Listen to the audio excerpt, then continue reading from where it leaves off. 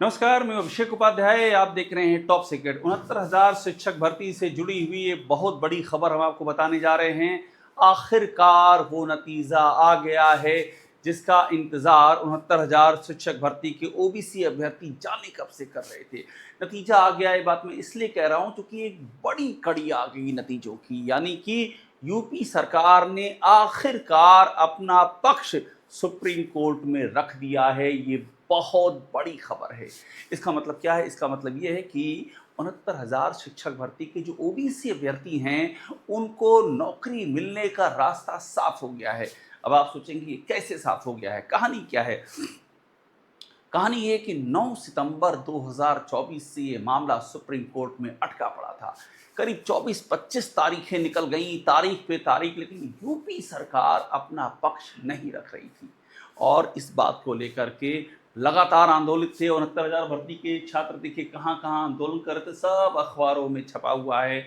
और इस बीच में वो दिन फाइनली आ गया। सुप्रीम कोर्ट में यूपी सरकार ने अपना पक्ष रखा, अपना वकील खड़ा किया और ये कहा कि हम आपको लिस्ट बना करके देंगे। पहली बार ये कहा है। ये कहा है कि जो ऑलरेडी नौकरी कर रहे हैं उनकी नौकरी जाए ना, और जो योग्य हैं ओबीसी अभ्यर्थी आरक्षण के मुताबिक जिनकी नौकरी होनी चाहिए, उनको हम एकोमोडेट करेंगे। ये ऑन रिकॉर्ड बोला है और 6 हफ्ते का समय मांगा है, यानी कि 6 हफ्तों के बाद 69,000 शिक्षक भर्ती के ओबीसी अभ्यर्थियों की लॉटरी खुल जाएगी। उनको वो इंसाफ मिल सकेगा जिसके लिए वो 5 साल से लगातार इंतजार कर रहे हैं। मगर यहां भी एक कैच है। कैच ये है कि कितने अभ्यर्थी अकोमोडेट किए जाएंगे, क्योंकि सवाल तो यही है कि 27% और 21%, यानी कि ओबीसी और एससी का जो एक्चुअल रिजर्वेशन होना चाहिए वो उनको मिलना चाहिए। अब 27% में कितना मिला है? आरोप ये कि 4% के करीब, 3.78% के बीच में 4% से भी कम रिजर्वेशन मिला है। और ओबीसी के अलावा जो एससी हैं वो 21% की जगह 16% के करीब मिला है। तो ये जो कमी रह गई है, इसको पूरा कैसे किया जाएगा? वो संख्या क्या होगी, सरकार ने अभी ये नहीं बताया है कि संख्या क्या होगी। 6 हफ्ते का टाइम मांगा है। उम्मीद की जा रही कि 6 हफ्ते में उस संख्या को भी रख दिया जाएगा और वो कहानी सामने आ जाएगी। सवाल उठ रहा है कि सरकार इतना देर से क्यों जागी है? सवाल का जवाब ये है कि चुनाव के करीब हैं। अब चुनाव सर पर हैं। 5 साल से ओबीसी के छात्र, आप समझ लीजिए कि ठोकरें खा रहे हैं, दाने दाने के मुताज हैं। बहुतों के घरों में चूल्हा नहीं जला, कितनों घरों में शादियां नहीं हो पाई, दवाएं रुक गई, क्या क्या नहीं झेला है। और किस दरवाजे नहीं भटके हैं? केशव मौर्य के दरवाजे, शिक्षा मंत्री बेसिक संदीप सिंह के दरवाजे, आशीष पटेल के दरवाजे, अनुप्रिया पटेल, ओम प्रकाश राजभर, कहाँ कहाँ नहीं भटके हैं, लेकिन कोई सुनवाई नहीं हुई। उल्टा लाठियां चली, उल्टा इको गार्डन ले जाया गया, वहां उनको डाल दिया गया, क्या क्या नहीं हुआ उनके साथ में। लेकिन वो डटे रहे, अपनी लड़ाई पूरे लोकतांत्रिक तरीके से लड़ते रहे। सुप्रीम कोर्ट में सुनवाई टलती रही, लेकिन उनका धैर्य नहीं खोया। सुप्रीम कोर्ट में अगाध आस्था और सम्मान लगातार उन्होंने व्यक्त की, और करना भी चाहिए, देश का सर्वोच्च न्यायालय है। लेकिन यूपी सरकार पर तो सवाल उठेंगे, उठाया भी उन्होंने कि सरकार इतना टाइम क्यों लिया, क्यों इतना टाइम ले लिया? सितंबर 2024 का मामला था। अगर यही बात आप कर दिए होते अक्टूबर 2024 में, यही जाके बोल दिए होते सुप्रीम कोर्ट से कि मिलाड हम तैयार हैं, हम जिनकी नौकरी है उनकी नौकरी ना जाए, और जो ओबीसी के अभ्यर्थी जो उसमें क्वालिफाई करते हैं उनको नौकरी मिल जाए, हम फार्मूला दे देंगे, यही तो कह रहे थे। ओबीसी के अभ्यर्थी ये नहीं कह रहे थे कि जिनको नौकरी मिल गई उनको आप निकाल दीजिए, क्योंकि वो तो आपकी गलती थी। खामियाजा वो क्यों भुगते जो कि नौकरी कर रहे हैं? ये बड़प्पन दिखाया। ओबीसी अभ्यर्थियों ने खुल के कहा, उनके संगठन ने, कि हमें किसी की नौकरी खानी नहीं है, हमको नौकरी दीजिए। और आपके पास तो वैकेंसी है हुजूर, ऐसा भी नहीं कि वैकेंसी नहीं है, फिर क्यों नहीं दे रहे हैं आप नौकरी? यही उन्होंने सवाल खड़ा किया। और उसके बाद जद्दोजहद चलता चलता गया, सरकार टालती गई, लेकिन अब चूंकि मामला सर पर आ गया है और चुनाव सर पर हैं, अब शायद ऐसा लगता है कि योगी आदित्यनाथ तो सलाहकारों ने ब्रीफ किया होगा कि महाराज जी चुनाव चला जाएगा, क्योंकि आप जीते तो ओबीसी छात्रों और उनके परिवार के दम पर हैं। 50% से ऊपर ओबीसी, उनके बगैर सरकार बन ही नहीं सकती। तो आप जीते उनके दम पर हैं और 5 साल से वो घिसट रहे हैं, वो भी तब जब इलाहाबाद हाई कोर्ट की डबल बेंच उनके हक में फैसला दे चुकी है। वो भी तब जब मुख्यमंत्री की अपनी कमेटी उनकी मांगों को जायज ठहरा चुकी है। वो भी तब जब राष्ट्रीय पिछड़ा वर्ग आयोग उनकी मांगों पर मुहर लगा चुका है। उसके बाद भी 5 साल से घिसट रहे हैं। अभी हाल ही में उन्होंने जो प्रदर्शन किया, संदीप सिंह बेसिक शिक्षा मंत्री के घर के सामने घिसट घिसट करके गए वो और अपनी बात कहने लगे जैसे कीड़े मकोड़े देखते हैं। कितना दुखद दृश्य था वो, क्या झेला होगा इन ओबीसी समाज के छात्रों ने।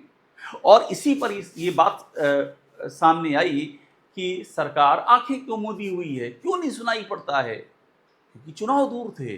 अब चुनाव नजदीक आ गए तो सरकार को सुनाई पड़ गया है। और मैं आपको बता दूं, सुप्रीम कोर्ट उसी दिन न्याय कर देता जिस दिन सरकार अपना पक्ष रखती होती। सरकार ने पक्ष नहीं रखा, बात टलती गई और टलते टलते इतना लंबा टली कि मई 2026 आ गया। और अब तो करना पड़ेगा, क्योंकि आक्रोश चरम सीमा पर है। सरकार को क्या लगता है? सरकार को ये लगता है कि अब चुनाव के मौके पर ये 6 हफ्ते में अपना दे देंगे एफिडेविट और उसके बाद एक प्रेस कॉन्फ्रेंस होगी। योगी आदित्यनाथ बताएंगे कि हमने ओबीसी छात्रों के लिए क्या क्या किया है। और ऐसा उनका मानना है कि ओबीसी समाज खुशी से लहालोट हो जाएगा और भर भर के वोट दे देगा कि आइए हुजूर, फिर आकर के 5 साल आप शासन कीजिए और जब 5 साल बाद फिर से चुनाव का टाइम आ जाए तो हमारी मांगों पर ध्यान दे लीजिएगा। क्या यही सरकार के जहन में बैठा हुआ है? यही तो सबसे बड़ा सवाल है। आप सोचिए, ये कोई पहला बात नहीं हुई है इस सरकार में। केशव मौर्य, इसके डिप्टी सीएम, वो सवाल उठा चुके हैं कि सरकार में नौकरियों में आरक्षण की अनदेखी की जाती है। आशीष पटेल, एक और कैबिनेट मंत्री, यही सवाल उठा चुके हैं। अनुप्रिया पटेल मुखिया हैं अपना दल की, इसी सरकार की सहयोगी पार्टी, वो ये सवाल उठा चुकी हैं। कंटिन्यूएशन में सवाल उठ रहा है और उसके बाद भी आप इन ओबीसी छात्रों को न्याय नहीं दे सके। लेकिन इस सब के बाद भी अच्छी बात यह है, 6 हफ्ते का टाइम है, 6 हफ्ते में सरकार फार्मूला दे देगी। अब सवाल ये है कि फार्मूला क्या होगा? आप क्या उन छात्रों को एकोमोडेट कर पाएंगे उस संख्या में, या उसमें भी कोई अलग नियम आ जाएगा, कोई अलग फार्मूला आ जाएगा? यही सवाल। अगर आपने दे दिया, सबको अकोमोडेट कर दिया, तो हालांकि ये रंज तो रहेगा भाई। 5 साल का हिसाब कौन देगा? क्या सरकार बैकडेट से सैलरी देगी? जो 5 साल झेला है नौकरी पाने के बावजूद, मतलब एलिजिबिलिटी के बावजूद, उसको कौन जस्टिफाई करेगा? क्या वो सरकार कुछ हर्जाना देगी, कंपनसेशन देगी? जाहिर सी बात है, नहीं देगी।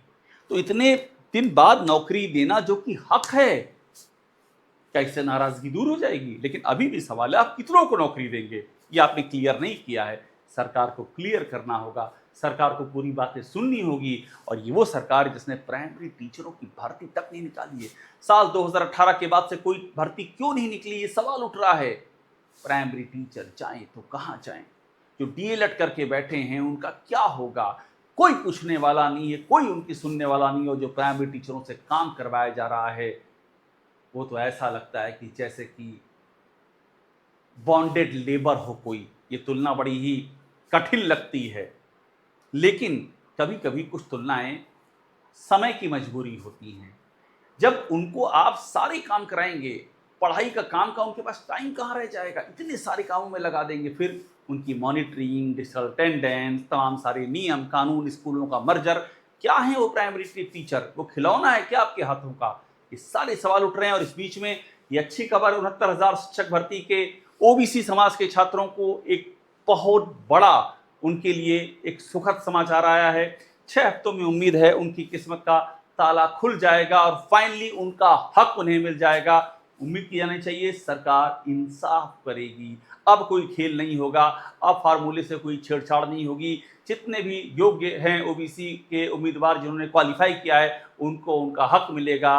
उनकी ज़िंदगी, उनका भविष्य, उनमें कितनों की तो उम्र निकल गई है, एलिजिबिलिटी का क्राइटेरिया पार कर चुके हैं, उनकी ज़िंदगी सही रास्ते पर जाएगी, पटरी पर जाएगी। और सरकार अपनी भूल का, अपनी कमी का, अपनी महाभूल का प्रायश्चित करेगी। टॉप सीक्रेट देखते रहिए, लाइक कीजिए, इसे सब्सक्राइब आप ज़रूर कर लीजिएगा।